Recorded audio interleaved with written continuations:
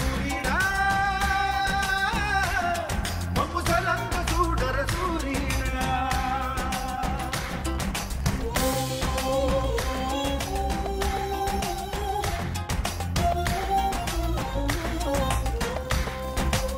అమ్మా నిన్ను మళ్ళా చూస్తాననుకోలేదే.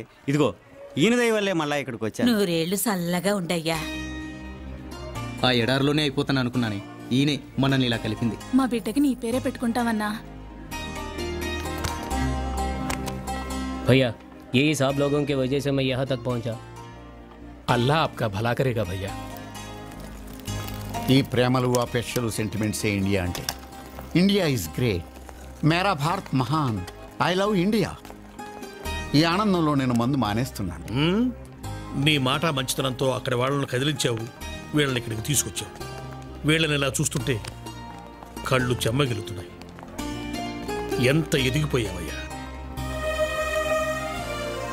సార్, నా మీద మా వాళ్ళ మీద పడ్డ నింద మాపుకోవాలి సార్. నేను మళ్ళీ కలుస్తాను sir. God bless. All the best. All the best. వస్తాను సార్. వాసు, వీళ్ళందరూ చూస్తుంటే మా అమ్మ నాన్న గుర్తొస్తున్నారు. మన ఊరు వెళ్దాం. లేదురా, ముందు మన మీద పడ్డ మచ్చ మాపుకోవాలి. రంగాచారి, నువ్వు శ్రీకాకుళం వెళ్ళు. అలాగే. మేము ఆ కవిగారి సంగతి చూసుకొని వస్తాం. ఉపకారములోన కలము ముక్కును ముంచి సినిమాకునే కథల్ రాసి పోసి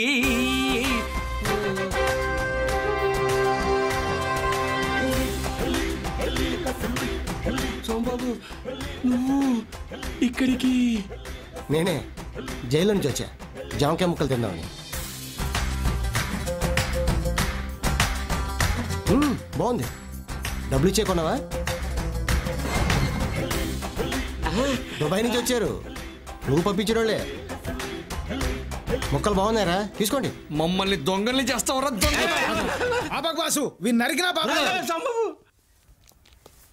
కుక్క కరిచింది కదా అని కుక్కని మనం కరవకూడదురా, చెప్పుతో కొట్టాలి.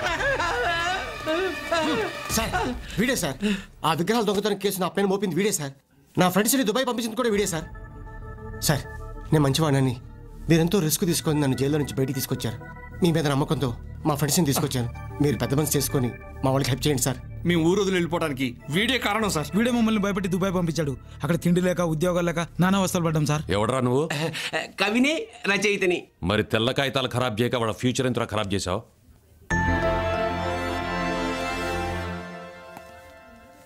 ఆ విగ్రహాలు ఎక్కడా? నాకు తెలీదు. నీకు తెలుసని నాకు తెలుసు. ఆ విగ్రహాల దొంగతనం ఎలా జరిగిందో వర్ణించి చెప్పాలి, లేకపోతే నా టార్చర్ వర్ణనాతీతం. ఏదో కవిత్వం రాసుకునేవాడిని, నన్ను వదిలేయండి. కవివనే డౌట్ రా. చాలా మంది క్రిమినల్స్ కవిత్వం రాస్తూ ఉంటారు. టైం వేస్ట్ చేయకుండా అసలు విషయం చెప్పు, లేకపోతే నువ్వు రాసిన పుస్తకాలనే చితిగా పేర్చి నీ చేత్తో నీ తల కొరుగు పెట్టిస్తా.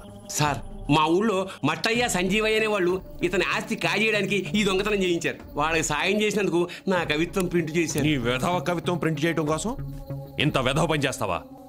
సరే, అక్కడికే వెళ్దాం పద. సోంబాబు, సార్ నువ్వు కూడా పద. కట్టు